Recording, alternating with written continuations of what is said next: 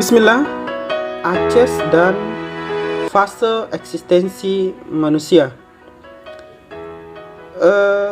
Sebelum membahas apa itu Aches dan fase eksistensi, saya ingin mereview kembali pelajaran kita yang telah lalu bahwa ada fase-fase emosional manusia dan itu bisa dikalibrasi dengan angka-angka mulai dari 0 sampai 700 sebagai angka tertinggi, ineffable. Dan setiap tahap-tahap tersebut, setiap stage-nya itu mempengaruhi gambaran kehidupan kita. Semakin tinggi seseorang memperjalankan jiwanya, maka kualitas kehidupannya semakin bagus. Distribusi sosialnya juga semakin mantap. Itu terbukti dari tingkat kemiskinan yang semakin rendah dan kriminalitas yang semakin rendah, dan juga kualitas-kualitas hidup yang lainnya. Bahkan pada kajian-kajian selanjutnya berpengaruh pada kualitas kesehatan, baik itu kesehatan pada sisi jasadiah maupun rohaniah seseorang. Nah, sekarang kita kaji lagi lebih dalam, lebih jauh tentang hal tersebut, dan kita beri judul Aches dan fase eksistensi. Tentu saja merujuk kepada manusia. Apa itu Aches? Adverse childhood experiences, masa kecil, kehidupan masa kecil yang ini terjemahan bebasnya. Adverse itu semacam sesuatu yang tidak mengenakan atau sesuatu yang merugikan. Childhood berarti masa-masa kecil, experiences, pengalaman-pengalaman. Kalau diterjemahkan secara bebas berarti pengalaman masa kecil yang merugikan seseorang di masa yang akan datang. Jadi orang tua selalu berpikir bahwa masa kecil tidak berpengaruh pada masa ketika dewasa, karena ketika dewasa seorang mampu berpikir secara mandiri. Padahal pola pikir di masa yang akan datang itu sangat dipengaruhi pada masa-masa sebelum memasuki masa-masa remaja, masa dewasa, dan seterusnya. Kalau para ahli selalu memberi batasan yang manakah yang paling berpengaruh besar pada kehidupan seseorang, kualitas berpikir seseorang di masa yang akan datang, itu ditandai dengan umur 0 sampai 7 tahun, atau ada yang mengatakan 0 sampai 8 tahun. Nah, itu fase-fase emas seseorang, dan ketika di fase itu terluka, maka fase itu kemudian mempengaruhi kualitas kehidupan seseorang di masa yang akan datang. Nah, sahabat-sahabat sekalian, itu yang disebut dengan Aches, Adverse Childhood Experiences. Jadi hal-hal buruk yang menimpa seseorang di masa kecil dan berpengaruh pada yang akan datang. Nah, Aches ini banyak jenisnya, tetapi ketika dipetakan dia hanya menjadi 3 bagian, yaitu kekerasan fisik atau emosional di masa kecilnya, kemudian penelantaran dan disfungsi keluarga. Apa maksudnya kekerasan fisik atau kekerasan emosional? Kekerasan fisik ya seperti pemukulan misalnya. Keluarga terlalu keras membuat aturan dan aturan tersebut tidak jelas, dan setiap gerakan teguran dari orang tua selalu menimbulkan kekerasan fisik. Bukan hanya orang tua, tetapi pembantu, babysitter, atau yang lainnya. Itu membekas di pikiran anak-anak, kemudian berpengaruh di masa yang akan datang. Pengaruhnya apa? Pengaruhnya negatif, sangat negatif. Kemudian penelantaran, ditelantarkan. Jadi orang tua yang tidak punya ilmu, tidak bisa membaca bahasa tubuh dari anaknya, maka anak ini merasa terlantarkan. Terputus hubungan emosional antara anak dan orang tua. Atau penelantaran dalam hal gizi atau dalam hal-hal yang lainnya. Intinya ditelantarkan. Kemudian disfungsi keluarga. Disfungsi keluarga itu termasuk kematian salah satu anggota keluarganya. Atau bisa juga karena kesibukan orang tuanya mencari pekerjaan sehingga dititipkan kepada neneknya, pembantunya dan sebagainya. Itu juga masuk kategori disfungsi keluarga. Kemudian hubungan antara orang tua dan sang anak ini yang kurang baik. Bisa bermacam-macam sebabnya. Bisa juga disfungsi keluarga, perceraian antara ayah dan ibu. Ini juga menjadi fase-fase traumatik bagi si anak, dan itu berpengaruh besar pada diri sang anak kelak. Oke. Sahabat-sahabat sekalian, sekarang kita masuk pada fase eksistensi. Jadi, kalau teman-teman masih ingat tentang kalibrasi energi yang saya jelaskan pada setiap fase dari emosi manusia, maka itu tergambarkan seperti di bawah ini. Dari kalibrasi 0 sampai 50, maka itu disebut dengan non-being atau fase ketidakberdayaan, worthless, powerless. Kemudian kalibrasi 75 sampai 199, cara memandang diri seseorang itu adalah jika itu ada, maka saya ada. Ini penjelasan yang agak rumit, tapi saya tidak menjelaskan secara dalam di sini. Tetapi Anda harus tahu bahwa cara pandang seseorang terhadap dirinya, maka itu berpengaruh pada fase eksistensinya, caranya bereksistensi di dunia ini. Orang-orang yang terkalibrasi di angka 75 sampai 199 itu memandang dirinya, jika itu ada maka saya ada.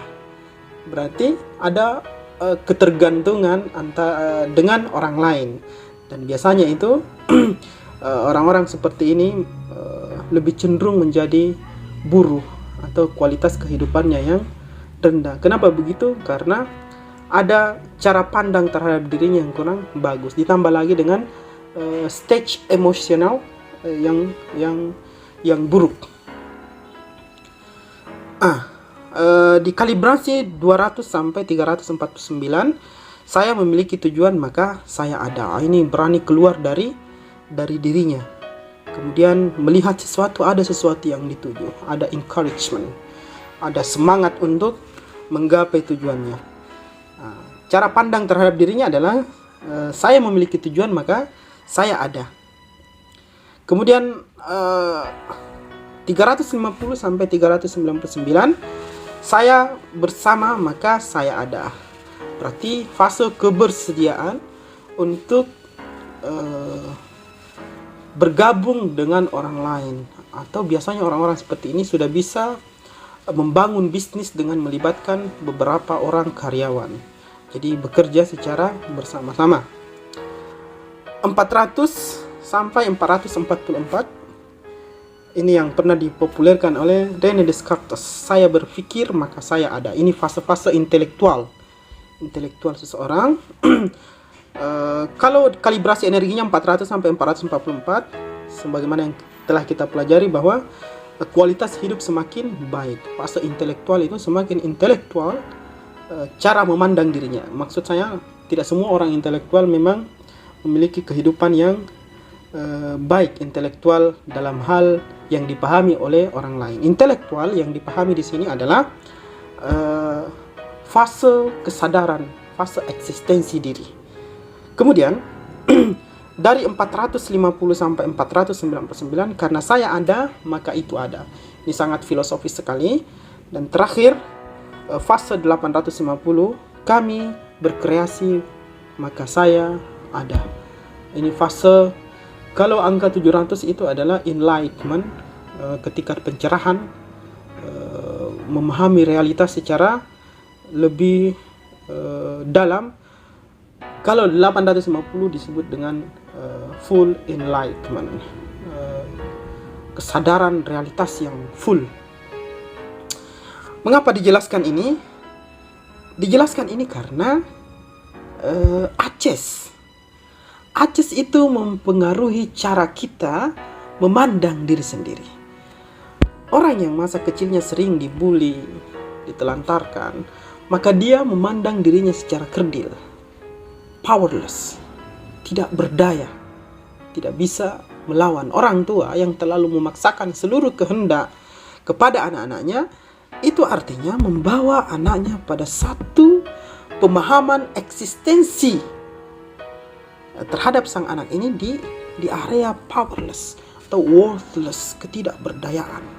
Padahal yang diinginkan oleh anak-anak adalah salah satu bagian dari dirinya sebenarnya ingin tampil memiliki otoritas, power. Itu kan alaminya anak-anak. Maka ketika ini direnggut, gimana cara menjelaskannya? Anak-anak itu sebenarnya selalu ingin menunjukkan eksistensi dirinya, keberadaan dirinya.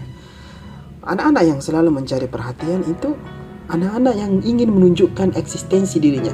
Ketika ini tidak diberikan kepada si anak, maka yang terjadi adalah tetap saja si anak ini mencari bagaimana caranya nampak eksistensinya, punya otoritas. Kalau Anda ketemu anak yang terlalu ngebosi, pasti ada sesuatu di keluarganya terhadap dirinya yang direnggut. Apa itu otoritas? Otoritas anak ini. Maka dia mencari otoritas itu dengan cara memerintah orang tuanya, dengan tangisan, dengan rengekan, membanting-banting pintu ketika tidak dipenuhi keinginannya. Itu salah satu cara anak menunjukkan eksistensi dirinya. Tapi cara menunjukkan eksistensi dirinya sebenarnya didrive oleh ketidakberdayaan, powerless. Karena kenapa? Orang tua terlalu otoritatif dalam mendidik anaknya sehingga anaknya merasa powerless. Tetapi ini akan muncul sebagai simptom di mana anak menjadi tumbuh sebagai anak yang ngebosi. Oke. Sekarang kita lebih jauh lagi, aces dan pengaruhnya pada kehidupan seseorang. Pada awal-awal kita sudah menyinggung sedikit. Jadi aces ini fasenya ketika anak-anak lihat di samping ini perspektif seumur hidup. Ini umur manusia dari lahir sampai mati. Nah, di awal-awal kehidupan dari nol, bahkan sejak dalam kandungan. Jadi anak yang tidak diterima oleh orang tuanya semenjak di kandungan itu bisa mempengaruhi fase eksistensi sang anak. Nah, di fase ini lahir kemudian aces, traumatik masa kecil. Apa yang terjadi di kehidupan selanjutnya? Di umur-umur remaja maka dia bermasalah di gangguan sosial, gangguan emosional, dan gangguan kognitif, gangguan sosial dalam pergaulan, tidak terlalu berterima secara normal. Dalam sisi emosional tidak bisa mengontrol dirinya. Dari sisi kognisi, anak ini kurang dalam hal kognisinya, pengetahuan atau belajarnya yang kurang baik. Kemudian seterusnya di umur-umur selanjutnya maka muncul perilaku membahayakan bagi kesehatan karena tidak diterima lingkungannya, emosinya tidak bisa dikendalikan, kecerdasan emosionalnya menurun, maka bisa terlibat misalnya tawuran, narkoba, free sex, dan seterusnya. Terus di umur-umur selanjutnya yang muncul adalah penyakit, kecacatan, dan masalah sosial yang lainnya. Dan puncak dari semua ini tentu saja adalah kematian dini. Kenapa? Di mana pokok persoalan semua ini? Pokok persoalannya ada pada aces. Dan yang paling bertanggung jawab terhadap ini adalah kedua orang tuanya. Oke, sahabat-sahabat sekalian. Sedikit lagi. Sebenarnya apa yang terjadi pada aces itu? Jadi di awal-awal kehidupan manusia yang pertama kali aktif dari otaknya adalah disebut dengan reptilian brain. atau otak reptil, dan otak limbik. Nah, anak yang mengalami fase traumatik di masa kecilnya, maka yang terluka adalah pada bagian reptilian brain ini dan sistem limbiknya. Terluka secara fisik, jadi tidak berfungsi secara normal. Nah, apa yang terjadi? Kelak mempengaruhi juga neokorteksnya. Neokorteks itu disebut juga dengan otak manusia, karena inilah kalau limbik, sistem limbik dan sistem reptil ini dimiliki oleh binatang, baik itu mamalia maupun reptil. Tetapi yang dimiliki manusia adalah neokorteks. Dan ini menjadi penanda bahwa seseorang itu mampu berpikir secara baik. Nah, ketika neokorteks seseorang rusak, maka yang rusak juga adalah kehidupannya. Karena setiap kali ada info yang masuk, maka yang menerima adalah reptilian brainnya dan juga sistem limbiknya. Neokorteksnya tidak terlalu berfungsi dengan baik. Makanya orang yang selalu disakiti kecoa itu tidak rasional, Pak. Karena kenapa? Input informasi yang masuk ke neokorteks itu menjadi lambat. Kemudian yang berfungsi lebih banyak adalah reptilian brainnya. Maka disebutlah dengan fobia. Padahal kecoa apa sih? Kalau dipikir secara rasional, kecoa hanya binatang yang kecil. Dan manusia seharusnya hanya menjentikkan jarinya, kecoa itu sudah tidak berdaya. Tetapi itu di pikiran neokorteks. Sementara orang-orang yang fobia karena ada luka batin yang dibawanya, maka tidak berfungsi itu. Yang berfungsi menangkap sinyal itu adalah reptilian brain. Reptilian brain itu cuma dua, fight, melawan, atau fly, lari sekalian. Nah, untuk lebih jelasnya, bagian ini menjelaskan dengan baik brain function and psychology. Jadi telah kita jelaskan tadi bahwa ada yang disebut dengan fase eksistensi dan bisa dikalibrasi dengan angka-angka. Kita bagi dua menjadi lower mind dan higher mind. Lower mind itu ketika angkanya dari 0 sampai 199. Higher mind itu angkanya ketika dikalibrasi nilainya adalah 200 ke atas sampai 700. Nah, orang-orang yang punya luka batin, bermasalah di kehidupannya, di awal-awal kehidupannya, atau yang kita sebut dengan ancis, maka yang terjadi ini, ada input, kemudian masuk ke talamus. Akan tetapi ketika di talamus memang cepat dikelola, masuk langsung ke amigdala, kemudian hipokampus, kemudian kembali lagi.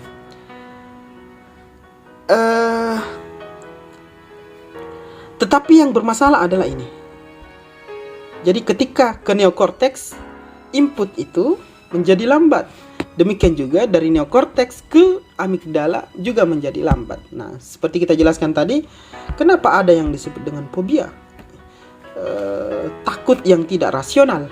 Ya memang tidak rasional karena neokorteksnya, informasi yang dikelola tidak ke neokorteks, atau informasi itu lambat ke neokorteks. Kalaupun masuk, maka lambat pula masuk ke amigdala. Makanya disebut dengan ketakutan yang irasional. Nah, apa jadinya? Ya jadinya Anda akan stay di lower mind.